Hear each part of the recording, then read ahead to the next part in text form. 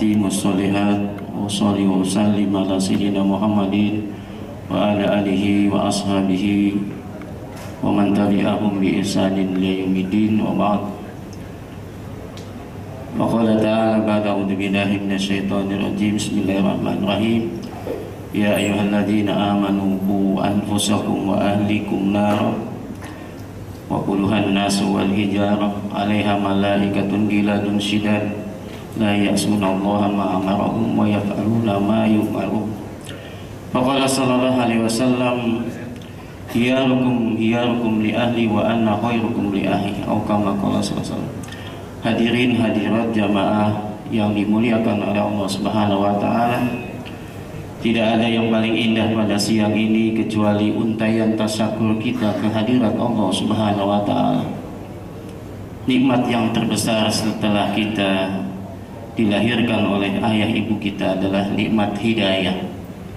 Berapa banyak orang punya segalanya di dunia tapi tidak punya hidayah, maka dia cuma berkesempatan baik kelihatannya di dunia, tapi di akhirat dia akan menderita. Jamaah sekalian, pada kesempatan ini kita menginginkan menyayangi apa yang kita punya.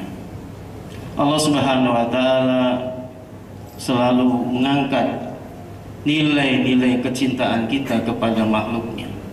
Dalam sebuah hadis Nabi SAW menyebutkan, Innallaha kataba ihsan ala kulli syai'. Sungguhnya Allah Subhanahu wa taala mewajibkan dalam zatnya berbuat baik kepada yang lain. Artinya kebaikan yang dicontohkan oleh Allah harus ada kebaikannya pada diri kita. Apa yang kita punya dalam hidup kita, apabila kita memiliki sesuatu dan itu kita cintai, maka kita merasakan itu berharga dan kita jadikan sesuatu itu adalah bagian yang tidak bisa kita pisahkan dari nyawa hidup kita. Sesuatu yang kita miliki apabila hilang, kita terasa bagaimana hilangnya itu bagian daripada perasaan kita. Kalau kita mencintai mobil atau kendaraan, maka ketika hilang itu luar biasa. Tapi yang kita inginkan jangan sampai kecintaan kita kepada materi lebih besar daripada cinta kita kepada yang kita miliki di rumah kita. Yang pertama, kita punya orang tua. Sejauh mana kita mencintai ayah dan ibu kita? Bukankah kita ada di dunia, Allah Subhanahu wa taala mengaruniai kita dari orang tua kita? Sampai hari ini berapa banyak di antara kita yang sudah SMS, menelepon, memberitakan tentang kehidupannya kepada ayah ibunya. Berapa banyak doa yang kita lantunkan kepada ibu dan bapak kita. Berapa banyak usaha kita, jasa yang kita berikan kepada ibu bapak kita yang kita punya, yang mencintai kita. Allah Subhanahu wa taala menyebutkan, wa qad rabbuka alla ta'budu illa iyyahu wa bil walidaini ihsana. Allah mewajibkan kita untuk beribadah kepada Allah dan berbakti kepada orang tua kita. Dalam ayat lain Allah Subhanahu wa taala menyebutkan, Aniskurli wali walidaika. Bersyukurlah kamu kepadaku dan kepada kedua orang tua kamu. Kata ulama, apabila kita telah selesai melakukan 5 waktu kita, itu sungguh kita bersyukur kepada Allah. Dan apabila setelah 5 waktu sholat yang kita lakukan, kita lanjutkan, kita doa untuk ibu dan bapak kita, sungguh merupakan kesyukuran kita kepada ayah ibu kita. Mungkin sebagian kita ada yang lupa habis sholat wajib tadi, kita lupa mendoakan ibu dan bapak kita. Hadirin rahimakumullah, cinta yang kepada orang tua melebihi daripada cinta kita daripada istri dan anak-anak kita. Kalau seorang laki-laki dia mencintai ibunya lebih daripada istrinya, ini memang diajarkan oleh Nabi begitu. Tapi kalau perempuan, dia harus mengutamakan suaminya, karena suaminya bagian daripada yang mesti ditaati oleh istrinya. Kehidupan yang kita sering kita kalahkan adalah kita lebih mencintai teman kita yang baru, istri kita, daripada ibu kita. Allah Subhanahu wa Ta'ala menyebutkan kepada kita, wa wasainal insana biwalidayhi husna. Kami wasiatkan kepada manusia untuk berbakti kepada ibunya dan bapaknya. Kalimat wasiat adalah sesuatu yang sangat penting.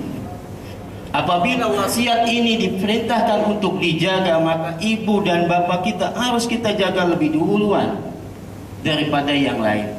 Sehingga ada sahabat datang kepada Nabi dalam sebuah riwayat, wahai Nabi, inni adabtu jamban aziman fahali minat toba. Wahai Nabi SAW, aku punya dosa besar. Aku telah melakukan dosa besar. Apakah dosa saya ada pintu taubat? Kata Nabi SAW, ada. Fahalaka minal apakah kamu punya ibu? La, ibu saya sudah meninggal. Fahalaka minal khala, apakah kamu punya bibi? Naam. Kemudian Nabi mengatakan, fabarroha, berbaktilah kepada bibi kamu. Ulama mengatakan dalam hadis keterangan ini adalah bahwa dosa besar yang kita lakukan bisa di-cover dan diampuni oleh Allah Subhanahu wa Ta'ala manakala kita berbakti kepada ibu kita. Kalaupun ibu kita sudah meninggal dunia, maka pengganti ibu kita adalah bibi kita, saudara kandung dari ibu kita. Itu makanatul makanatul khalaqal kata Nabi. Bibi kita kedudukannya sama seperti ibu kita. Lakukanlah yang baik. Berbaktilah kepada ibu dan bapak kita sebelum dia meninggal dunia. Orang sangat berbahagia kalau ibu dan bapaknya itu masuk surga bersama dia. Makanya kalau kita lihat para anbiya, termasuk bagaimana Yahya, Nabi Yahya berbuat bakti kepada ayahnya Zakaria. Kemudian Nabi Ibrahim berbakti kepada ibu dan bapaknya. Bahkan bapaknya menentangnya. Nabi Muhammad selalu mendoakan ibunya, sampai datang larangan untuk mendoakan ibunya dari Allah Subhanahu wa Ta'ala. Kenapa kata Allah Subhanahu wa Ta'ala, innaha musyrikah, ibu kamu orang musyrik. Kalau ibu kita masih ada di dunia, mohon agar dia diberikan hidayah kalau memang dia belum Islam. Tapi kalau dia sudah meninggal duluan, dia belum masuk Islam, itu nggak ada pintu doa kita ditutup untuk ibu kita dan bapak kita.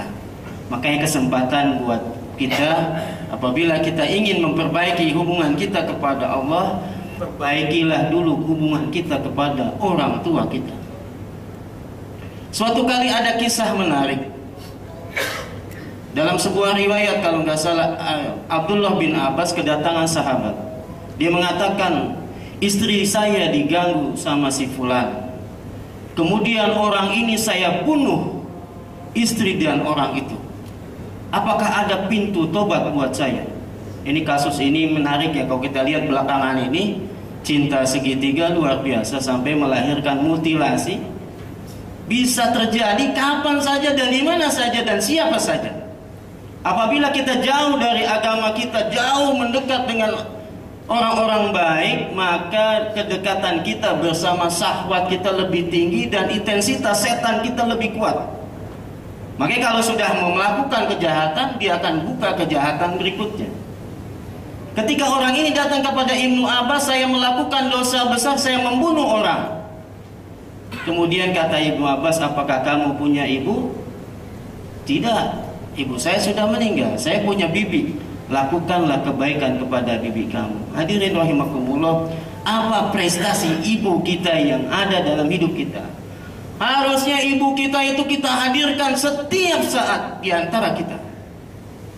Abdullah bin Umar melihat orang berangkat pergi haji dari Yaman. Yaman itu sama Saudi jauh. Kalau dulu nggak ada pesawat, itu ibunya digendong dari Yaman sampai ke Mekah.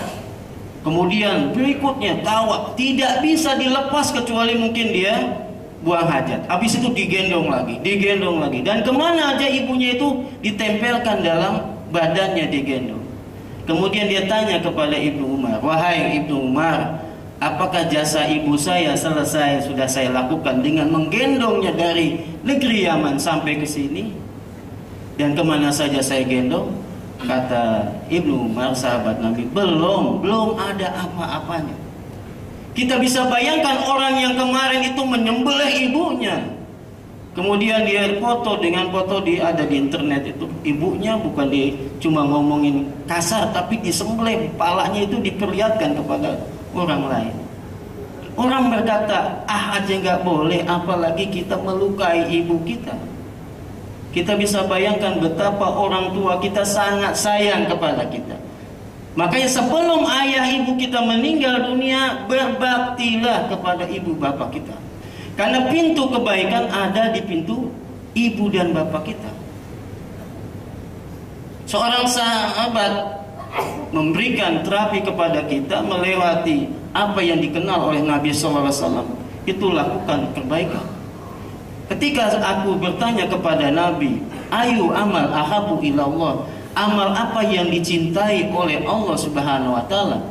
Kemudian Nabi mengatakan as-salatu ala waqtiha, salat di awal waktu.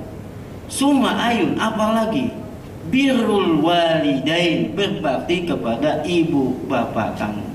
Hadirin rahimakumullah, menangislah sebelum kita banyak berbuat baik kepada ibu bapak kita. Karena ada hadis Nabi mengatakan, Nabi menyumpahin orang, kemudian Nabi disuruh mengaminkan oleh malaikat Jibril ketika Nabi mengatakan rogiba anfu,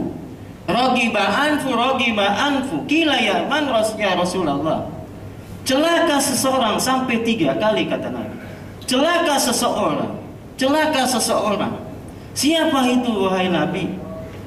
Man adraka abawaihi ahaduhuma aw kilahuma falam yadkhulil jannah. Orang yang mendapatkan ibunya atau salah satu di antaranya sudah tua atau dua-duanya tua, dia tidak berbakti kepada ibu bapaknya sampai dia meninggal dunia. Apa kata Nabi? Falam yadkhulil jannah. Orang ini enggak masuk surga.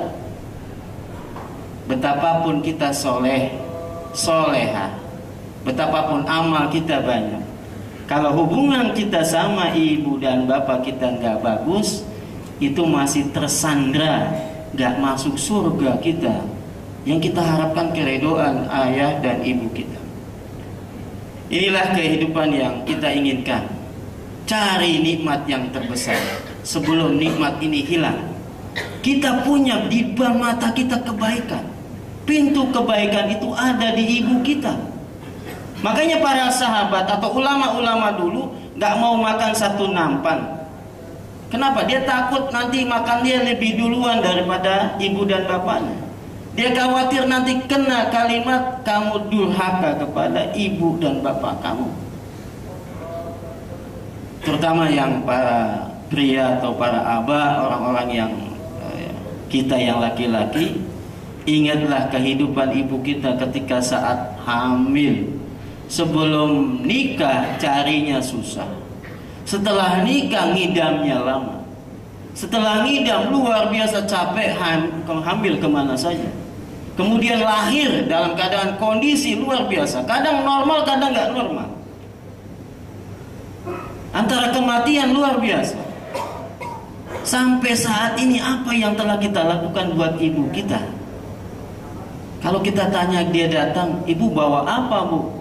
Kalau nggak bawa apa-apa dari kampung, ngapain ke sini? Capek-capeknya. Apalagi ada istrinya lebih kaya daripada suaminya. Mas, itu berapa lama ibu di sini mas? Udah lama seminggu. Jangan lama-lama mas. Makanan mahal di Jakarta. Kita bisa bayangin kalau punya istri yang begini, luar biasa. Ada, ya ada.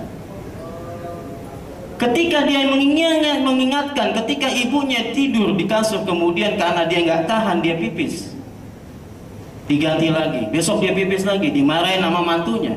Besok dia buang air BAB, ibunya marah. Besok dia lagi makan, kemudian jatuh piringnya. Kata anaknya, "Bu, ini belinya mahal, yang satu juga kredit belum selesai." Kemudian anaknya lama dipanggil sama ibunya, dipanggil mantunya, diingatkan mantunya ini kepada anaknya. Suami kamu ini dari nggak punya sampai kaya. Saya nggak pernah tanya berapa piring yang sudah dihancurkan dari kecil sampai dia besar. Berapa spray yang dia kotori setiap hari. Dan berapa banyak uang saya diambil sama dia. Mobil baru dibeli kemudian dihilangkan. Nggak pernah ditanya sama ibu bapak kita. Baru punya mertua, baru punya mantu. Kamu itu baru sama suami saya. Makanya kalau kita lihat Nabi Ibrahim waktu ada investigasi ya, melihat calon mantunya. Ketika Nabi Ibrahim datang, kemudian istrinya suaminya nggak ada. Apa kata Nabi Ibrahim? Suamimu kemana? Kemudian kata istrinya, suami saya nggak ada. Kemudian Nabi Ibrahim dengan lihat sepintas saja mantunya itu dia tahu. Katakan kepada suami kamu, nanti palang pintunya itu dirubah. Kemudian ketika suaminya datang, Ismail, dia tahu isyarat ini. Tadi ada orang tua datang, Mas. Apa katanya? Palang pintunya dirubah. Nggak berapa lama diceraikan istrinya karena nggak sesuai apa yang diinginkan oleh ayahnya Ibrahim. Beberapa tahun berikutnya datang lagi yang tua ini, Nabi Ibrahim kepada Ismail. Ditanya, kemana suami kamu? Suami saya kerja. Kemudian dia melihat kebaikan istrinya. Kemudian katakan pesan kepada suami kamu, palang pintunya dijaga. Isyarat bahwa istrinya itu luar biasa. Boleh apabila istrinya punya hal-hal yang kurang baik, motivasi orang tua itu ada intervensi. Umar bin Khattab datang kepada Abdullah bin Umar mengatakan, wahai Abdullah bin Umar, saya nggak suka sama istri kamu, ceraiin dia. Kalau kita kan carinya juga susah gitu kan. Bagaimana ada pestanya, belum kebayang berapa duit kita yang habis. Ini kemudian Abdullah bin Umar datang kepada Nabi sallallahu alaihi wasallam. Kata ayah saya Umar bin Khattab, istri saya harus diceraikan. Kemudian kata Nabi, taatlah kepada ayah kamu, ceraikan istri kamu. Ulama memberikan penegasan. Boleh orang tua menceraikan anaknya, tapi masih ada komanya. Kalau orang tua kita itu sekali Umar bin Khattab. Karena Umar bin Khattab orang yang paling soleh setelah Abu Bakar Siddiq, tentunya setelah Nabi SAW. Dan kita tidak bisa berharap orang tua kita kemudian ada keinginan menceraikan, mungkin ada motivasi lain. Kalau memang kurang baik, ya bisa kita diskusikan. Ini yang pertama, ibu dan bapak kita, apa yang kita punya kita harus sayangi. Yang kedua yang kita sayangi adalah istri. Istri kita. Istri adalah belahan jiwa kita. Istri itu di dalam Quran disebut jauh, pasangan, bukan pembantu. Mau berangkat disiapin makan, kemudian dimasakin semuanya, nyuci pakaian anak-anak. Pagi ngepel, siang udah bersih anaknya semuanya, mobilnya dicuciin. Ini nikah saja sama pembantu, jangan sampai sama istri. Istri itu di dalam Quran disebutkan pasangan. Wa min ayatihi an khalaqalakum min anfusikum azwaja. Di antara tanda-tanda kebesaran Allah Subhanahu wa taala, dia menjadikan istrimu sebagai pasangan-pasangan kamu. Namanya pasangan itu ya teman hidup, main, teman nangis gitu kan. Teman bisa apa aja kita lakukan. Ini istri kita. Makanya kata Nabi, khairukum li ahli wa ana khairukum li ahli. Sebaik-baik kamu adalah orang yang paling baik kepada istrinya. Cintai istri kita sebelum dicintai orang lain. Cintai kebaikan istri kita sebagaimana Nabi mencintai Khadijah. Sampai Aisyah radhiyallahu anha itu cemburu kepada Khadijah. Apa kata Aisyah? Saya tidak pernah cemburu kepada istri Nabi kecuali Khadijah. Padahal Khadijah sudah meninggal dunia. Karena Nabi sedikit-sedikit ngomong, ini buat temannya Khadijah, ini buat Khadijah. Seakan-akan Khadijah itu masih hidup. Apa yang bisa membuat Nabi itu terkenang dengan Khadijah? Sampai Aisyah itu marah kepada Nabi. Wahai Nabi, bagaimana pendapat kamu kalau ada sawah, ada ladang yang belum pernah digarap, ada ladang yang sudah digarap, kamu mau pilih mana? Aisyah itu menggiring pemikiran Nabi agar dia mengetahui siapa yang lebih baik, yang lebih hebat daripada Aisyah dengan Khadijah. Kata Nabi, tentulah ada sawah atau ladang yang belum digarap, artinya yang masih gadis. Nabi mencintai Aisyah yang masih gadis. Tapi ketika Nabi itu didesak oleh Aisyah tentang bagaimana kok kamu dikit-dikit Khadijah, dikit-dikit Khadijah, apa kata Nabi? Innaha kanat wa kanat. Khadijah itu terlalu banyak membuat kebaikan buat saya. Wa kanat lahu walad. Dari Khadijah saya punya anak. Nabi menikahi semua istrinya itu nggak ada anaknya kecuali Khadijah. Dan orang yang pertama kali orang Islam masuk Islam dari wanita adalah Khadijah. Ketika Nabi dimusuhi oleh keluarganya, oleh pamannya, itu yang membackup adalah Khadijah. Kemudian usaha modal Nabi yang begitu banyak itu dari Khadijah. Makanya Nabi itu cinta dengan Khadijah luar biasa. Nah, inilah kamu kita punya istri disayang, disayang banget ya. Tadi ya, kalau kita merasakan sesuatu yang kita sayang, maka sesuatu itu perlu kita lihat, perlu kita sebut dan kita doain. Mobil kalau bagus kita sayang, kita diusap terus ya. Istrinya itu perlu. Nabi itu walaupun sudah tua, itu berlarian sama Aisyah. Waktu muda Nabi kalah dengan Aisyah karena Aisyah masih badannya itu masih langsing. Tapi sudah berapa tahun Aisyah itu mulai nggak menjaga badannya, kemudian kalah dengan Nabi. Ini ada nostalgia yang luar biasa yang perlu kita jadikan istri kita adalah pasangan hidup kita. Cerita ada seorang ulama Mesir, ketika dia diundang dalam satu hidangan buka puasa. Ketika dalam buka puasa ini kemudian disuguhkanlah jus mangga. Kemudian ulama itu mengatakan, saya nggak mau minum jus mangga. Ustaz nggak doyan jus mangga ini. Bukan nggak doyan, memang saya nggak mau minum. Kemudian orang-orang muridnya itu tanya, apa sih Ustaz itu nggak minum padahal dia suka? Dia mengatakan, saya takut mengkhianati istri saya. Istri saya sudah meninggal sekian tahun yang lalu. Kalau saya pulang kerja dari jauh, kemudian walaupun sampai tengah malam istri saya nunggu di depan pintu saya dibukain dan ada 2 jus mangga. Saya minum dan dia minum. Kalau sekarang saya minum jus mangga dia nggak ada, itu sama saya mengkhianati istri saya. Sampai begini setianya. Kalau suami sekarang setia di depannya, di belakangnya, kita nggak tahu ya, bikin cabang atau enggak. Ini kita inginkan bagaimana kesetiaan itu luar biasa.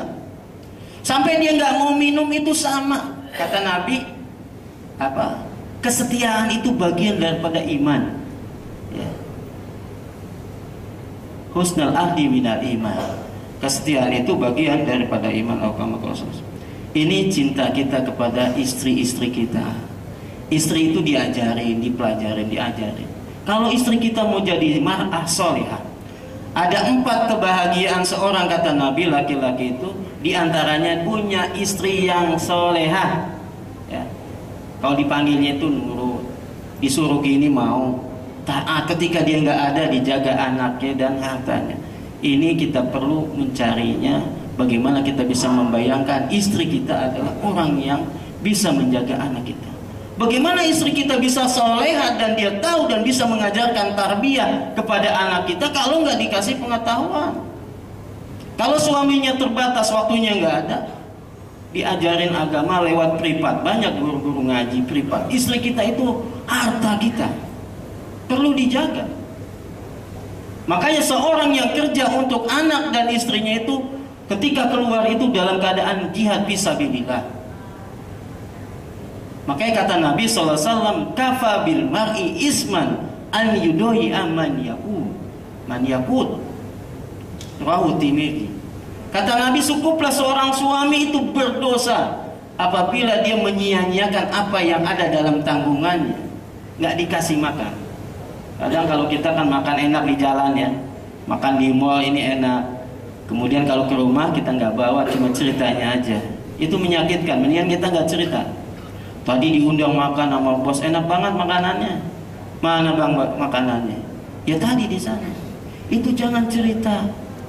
Kalau kita nggak punya duit, ya nanti dulu kita kumpulin, kita ajak. Makanya waktu-waktu senggang kita ajak berdua. Kalau anak-anak itu bisa membuat kurang harmonis, kita tinggalin dulu di rumah. Ada waktu makan bersama malam, gitu ya. Ini kita cintai istri kita, kita doain. Nah, anak bagian daripada karunia yang diberikan oleh Allah Subhanahu wa Ta'ala kepada kita.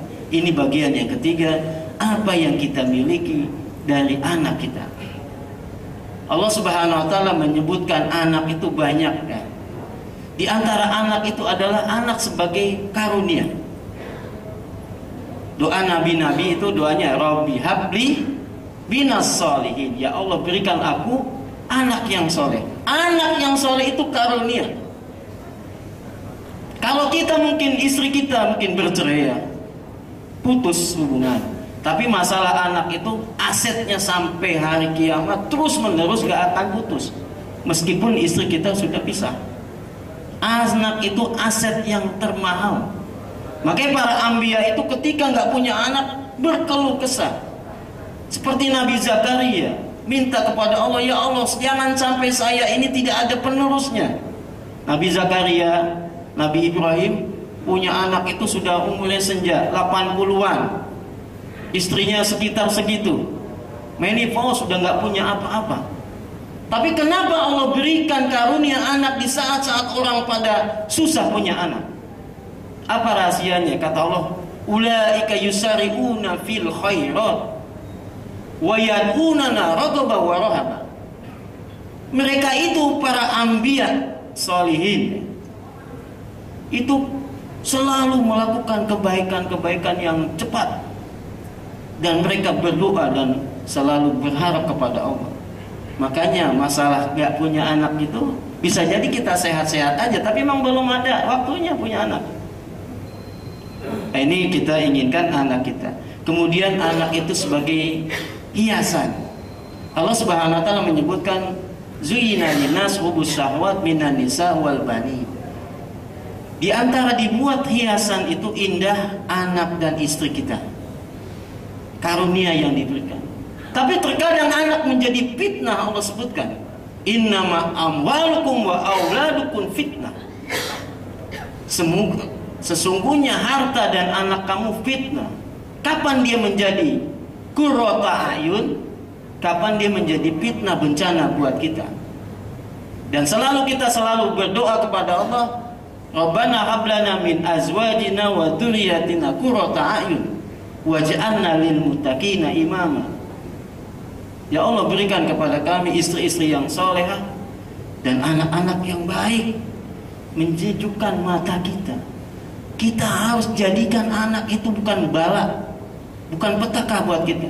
Kalau anak sekarang itu karena minimnya agama dan globalisasi luar biasa, itu perlakuannya sama bapaknya itu luar biasa, kurang baik. Maka yang bertanggung jawab adalah yang pertama kali suami atau para bapak. Kulukum ra'in wa kulukum mas'ulun an ra'iyati. Suami adalah pemimpin di tempatnya. Apa yang akan dipimpin itu minta dipertanggungjawabkan oleh Allah Subhanahu wa Ta'ala. Dan masalah makan, kehidupan, termasuk nafkah anak dan istrinya, itu bagian kewajiban yang perlu dicari. Yang terpenting bagaimana anak kita ajarkan agama. Ya ayyuhalladzina amanu qu anfusakum wa ahlikum nar. Wahai orang yang beriman, jagalah diri kamu dan keluargamu dari api neraka. Kalau ibu bapaknya sudah masuk surga, anaknya masuk neraka, itu anaknya nanti minta diadili oleh Allah. Ya Allah, waktu di dunia saya nggak pernah diajarin agama. Ya Allah, saya nggak pernah didekatkan dengan Quran. Ya Allah, banyak rentetan ya Allahnya. Sampai para suami atau ayahnya itu ditarik lagi oleh Allah Subhanahu wa taala. Ini kisah ini pernah terjadi di zaman Umar bin Khattab. Ada seorang ayah mengeluhkan tentang kenakalan anaknya. Kemudian dia mengadu kepada Umar bin Khattab. Wahai Umar, Amirul Mukminin Umar bin Khattab, anak saya sudah durhaka kepada saya. Kemudian dipanggil anaknya. Apakah benar apa yang dikatakan oleh ayah kamu? Kamu itu luar biasa jahatnya kepada ayah kamu. Kemudian dia mengatakan, wahai Amirul Mukminin, dengar dulu saya ngomong. Yang pertama itu, saya diberikan nama yang kurang baik. Namanya Juhal. Itu nama kumbang. Apabila dipanggil itu saya malu. Yang kedua, ibu saya orang Majusi, bukan orang Islam. Yang ketiga, saya nggak pernah diajarin agama oleh ayah dan ibu saya. Kemudian apa kata Umar bin Khattab? Kalau gitu, bukan anak kamu yang durhaka kepada kamu, tapi kamu durhaka kepada anak kamu. Ini kalimat ini baru diungkap oleh Umar bin Khattab bahwa orang tua bisa durhaka kepada anaknya apabila tidak memberikan hak anaknya. Hak anak itu apa? Memberikan nama yang baik, mencarikan ibunya yang baik, mengajarkan agama. Kalau enggak nanti dituntut di hari kiamat. Kalau asal jadi aja, ibunya ketemu mungkin di chatting ya. Kalau anaknya jadi chattingan ya nggak biasa aja. Tapi kita menginginkan pabrik yang mengeluarkan pabrik misalnya Toyota atau Mercy, itu kualitasnya begitu anak kita. Maka para sahabat-sahabiat mengatakan kunna nu'allimu auladana maqazi Rasulillah kama nu'allimuhul Quran. Kami mengajarkan peperangan-peperangan Nabi sallallahu alaihi wasallam kepada anak kami sebagaimana kami mengajarkan mereka itu Al-Qur'an. Al-Qur'an itu diajarin, dihafalin, dipahamin, kemudian diamalkan. Begitu juga keteladanan peperangan bersama Nabi. Kalau kita sibuk dengan kerja, ayahnya kerja, ibunya kerja, sementara 24 jam ketemu, di saat anak sudah lelah, anaknya tidur, ditinggal anaknya tidur, pulang anaknya lagi capek. Nggak ada pengayoman masalah perlindungan kebaikan, apalagi contoh teladan dari ibu bapaknya, nggak pernah kelihatan ibadah dan diajarkan agamanya. Jangan ditanya nanti kalau di akhirat anak ini minta keadilan kepada Allah Subhanahu wa taala. Kita boleh punya pembantu, tapi kalau pembantunya kita cari yang bisa mengajarin anak kita. Tapi nggak ada keterlibatan kita mengajarin anak kita, kita lepas. Seorang wanita dalam Islam itu boleh kerja tapi nggak wajib. Yang menjadi tulang punggung itu suami. Yang perempuan itu nggak wajib kerja kalau ada suaminya. Kalau istrinya banyak duitnya itu nggak ada berkewajiban memberikan makan kepada anak dan suaminya. Dan ada pun itu sedekah, bukan kewajiban. Tapi perempuan sekarang bukan menjadi, perempuan itu dalam Islam kan diambil dari tulang rusuk. Sekarang sudah berubah tulangnya menjadi tulang punggung. Perempuan-perempuan sekarang menjadi membackup suaminya. Kemana suaminya? Nggak ada kerjaannya. Cuma ngadu ayam, main ikan, burung, sementara istrinya kerja. Kalau yang begini itu Allah Subhanahu wa taala memberikan nanti sanksi yang berat kepada suami-suami. Ini anak kita. Kalau sekarang anak kecil, kemarin ya kasus-kasus yang luar biasa. Ada kekerasan seksual. Ada orang tetangganya umur 17 tahun. Kemudian menyelimat lewat di rumah tetangganya. Anak yang umur 4 tahun, perempuan, tersingkap dalam tidurnya itu auratnya. Itu langsung dia melakukan perbuatan pemerkosaan. Ini enggak lagi luar biasa, semua hampir di level mana aja ada kita dapati. Di Depok dari 1000 anak SMP itu, di data statistik lebih dari 400 anak sudah melakukan hubungan seks. Anak SMP, apa yang telah kita lakukan buat anak-anak kita yang menjadi qurrata a'yun kita? Dan anak akan memberikan kebaikan buat ayah dan ibunya setelah dia meninggal. Kalau dia nggak tahu agama, bagaimana mau doain bapak ibunya? Ini ya saatnya yang apa yang kita miliki kita genggam, kita jaga yang baik-baik. Jangan sampai anak terlepas dari kebaikan kita. Orang lain memprogram anak kita. Makanya kalau di kita yang baik dulu, zaman-zaman dahulu, antara maghrib sampai isya itu ada pengajian di rumah kita. Kalau sekarang itu televisi kita lebih kuat daripada pengajian di rumah kita. Anak sudah bosan dengan nasihat ibu bapaknya. 4 menit bersama digit itu lebih indah dan dia bisa melihat dunia daripada didengar nasihat dari bapaknya. Makanya nasihat kepada anak itu nggak lebih 15 menit dia bosan. Karena 4 menit dibuka di dalam mungkin laptopnya, internetnya, itu bisa menjawab semua. 4 menit. Nah, ini anak kita mau kemana kan? 20 tahun dia akan besar, 30 tahun dia akan menjadi pemimpin Indonesia. Kalau kita nggak memberikan, memproyeksi anak-anak generasi bangsa ini, dia nggak ketahuan siapa yang akan memberikan kebaikan anak kita. Ini ya kesempatan kita perbaiki anak kita. Dulu ada cerita Nabi SAW di dalam Quran surat Ahqafi. Disebutkan bahwasanya Nabi Khidir dengan Nabi Musa alaihissalam membangun sebuah rumah yang roboh. Kemudian Nabi Musa mengatakan kepada hamba soleh ini, Khidir, kenapa kamu bangun rumah ini sementara orang yang di sini nggak pernah memperhatikan kita dan nggak bayar kita, nggak memberikan upah? Kamu bangun di atasnya rumah. Kemudian Nabi Khidir itu mengatakan bahwa di bawah bangunan itu adalah ada harta anak yatim.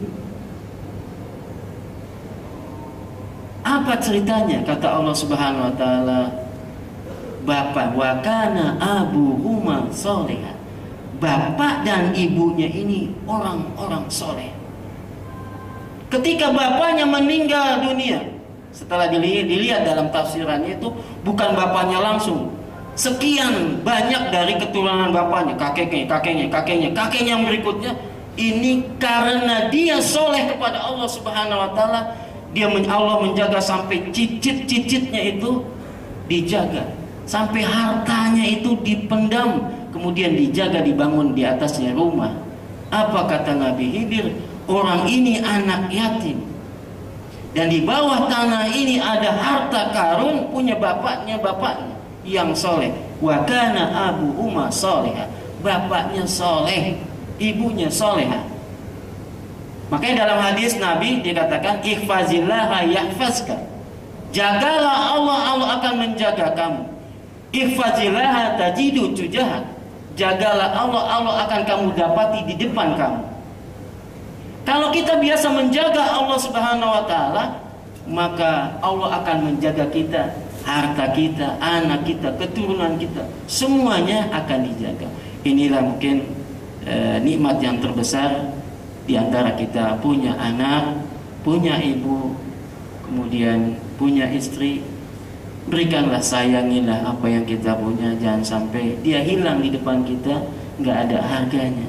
Ibu kita meninggal biasa aja, anak kita meninggal biasa aja. Lakukanlah yang terbaik, kita sayang sebagaimana Allah menyayangi kita.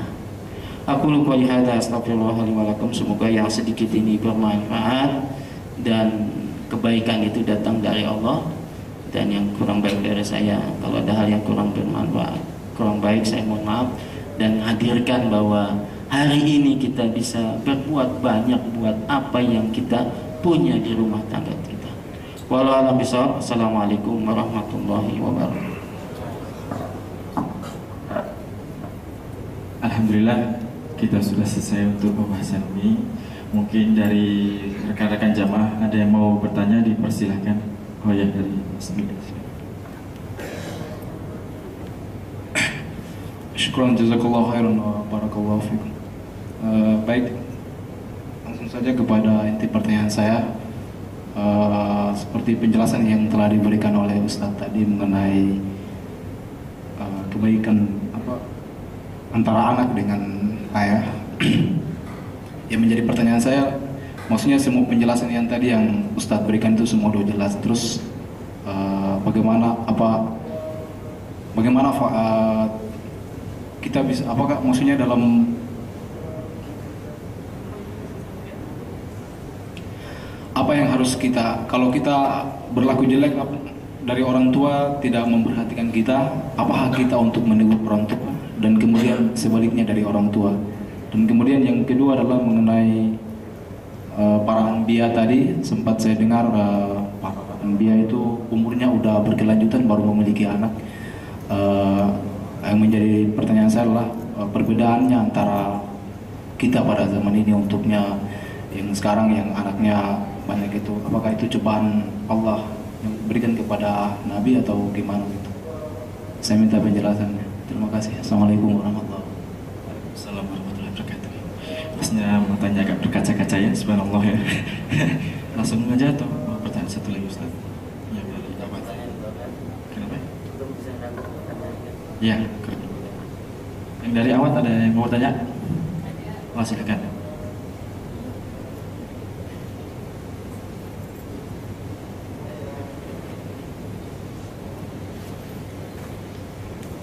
Assalamualaikum warahmatullahi wabarakatuh.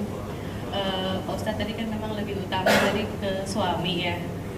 Kadang-kadang istri ini agak sedikit masalah, istri yang bekerja.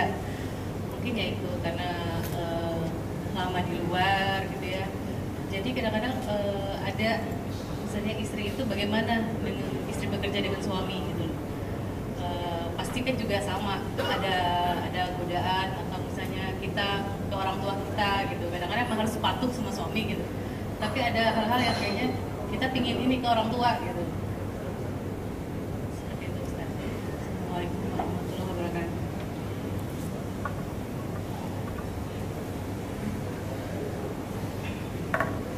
Ya, untuk pertanyaan saya dulu, Ustaz yang mau dijawab.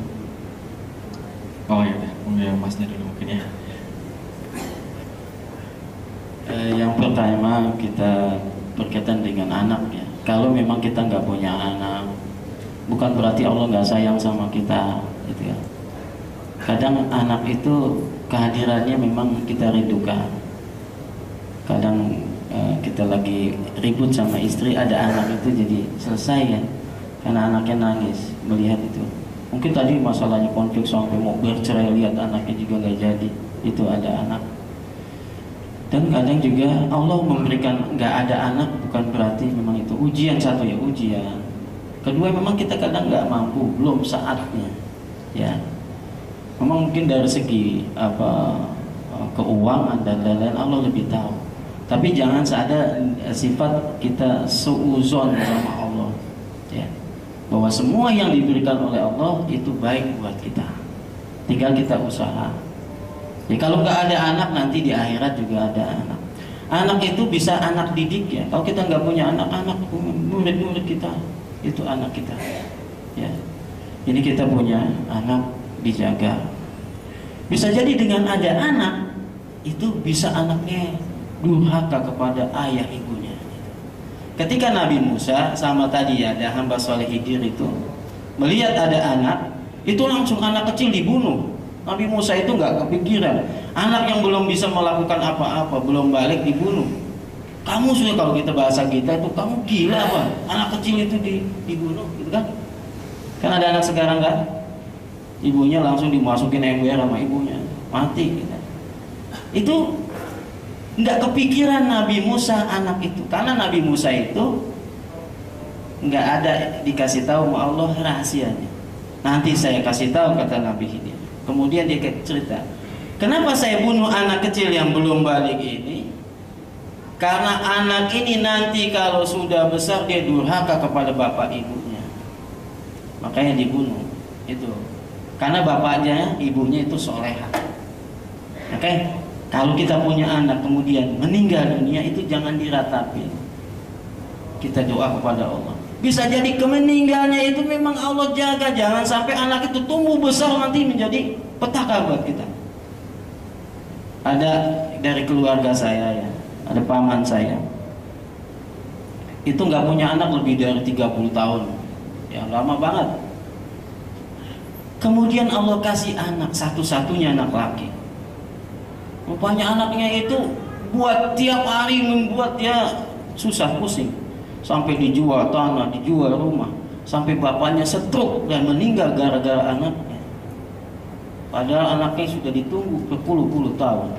Ketika anaknya ada, anaknya berbuat jahat kepada bapak. Yang mendingan gak punya anak daripada punya anak kayak gini. Kan kita nggak tahu memang. Yang penting kita doain aja yang baik-baik ya buat keluarga kita. Itu hikmahnya kalau Allah belum memberikan kita anak. Tapi memang harus usaha. Yang kedua berkaitan dengan apa yang pertama ya? Yang banyak dari pendidikan dari bapak kepada anak. Pendidikan dari ibu dan bapak itu wajib dilakukan. Anak itu dititipin di pengajian, dititipin bisa ngaji. Makanya kata Allah Subhanahu wa taala, wattaqu fitnatal lati.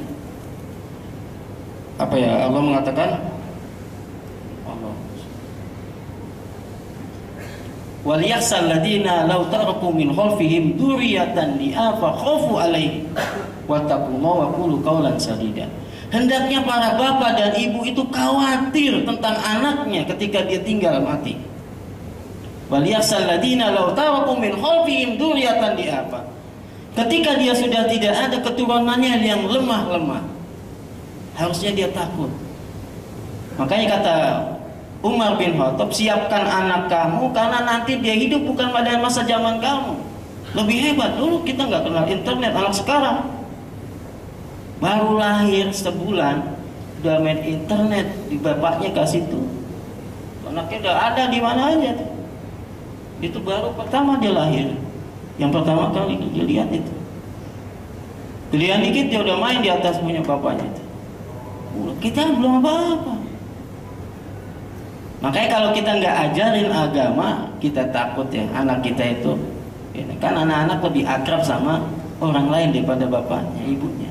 Kalau ditelepon sama ibunya nggak diangkat, siapa ini ibu? Apa mah? Itu udah tutup lagi. Tapi kalau temennya lama, kenapa? Karena kalau ibunya yang nelpon itu istrinya instruksi. Nah tolong pakaian yang di sini diangkat, jaga jemuran, makanan semuanya, itu marah terus isinya. Ya, awas lu main, itu semuanya itu kalimat-kalimat yang dia takut. Coba sama temennya, bagaimana sayang? Sudah makan belum? Sama kalau gitu nggak makan. Itu bahasa-bahasa ini anak kita ikut temennya. Makanya umur-umur ini kita perlu jaga. Pendidikan agama itu diutama ya. Makanya sekarang ada pendidikan karakter, kemudian pendidikan apa lagi ya. Itu kita masih sangat rendah dibandingkan dengan orang-orang dulu mengajarkan anak. Itu wajib hukumnya. Kalau kita nggak punya waktu, ya cari waktunya. Kalau ulama itu menitipkan anaknya dengan syekh ini, ajarin anak saya sampai hafal Quran, saya bayar. Kalau ngeluarin makanan di mall, beli ini begitu, itu nggak pernah lihat. Ketika ngasih ustadz, yang ngasih orang pengapa panti asuhan, kemudian ada Quran, beli apa, itu dipirit. Luar biasa. Ini kata ulama ini, bapak saya ini satu Al-Quran, itu Al-Fatihah aja diajarin, dikasih duit sekian. Karena yang diajarin itu agama. Bukan berarti kita materialis yang minta duit. Tapi begitulah orang menjadikan orang anak itu lebih berharga daripada yang lain. Kalau ibu-ibu sekarang bapaknya ditanya sama ibunya, Bu, anak kita kemana? Nggak pernah ditanya kalau lewat maghrib. Tapi ayamnya belum pulang ditanya, Bu, ayam kita kemana maghrib ini? Nggak ada, cari ayam kita Bu, awas ini hilang. Ayamnya ditanya, anak perempuannya dibawa lari sampai pulang subuh nggak ditanya. Dan semua sekarang kan serba instan. Orang mau cepat kaya, cepat punya mobil, mau cepat punya anak. 3 bulan nikah langsung lahir anaknya, hanya gitu kan, cepat, instan. Nah ini kita inginkan anak kita itu tanggung jawab bapak. Nanti di akhirat ditanya. Ketika kita ngajarin kebaikan, itu juga akan dampak ke kepala kita. Kemudian yang ketiga tadi dari akhwat kita, bagaimana yang mana kita duluin antara suami dengan ibu kita? Ya kita patuh-patuh dah ngajar bisa itu ya, bisa ini. Makanya kalau kita baik dengan suami, semua kebutuhan suami kita tahu sifatnya. Itu nggak ada suami itu yang galak sama istrinya, tapi harus tahu sifatnya. Suami saya sifatnya begini. Sebelum dia minta kita udah kasih tahu. Semuanya kita surprise.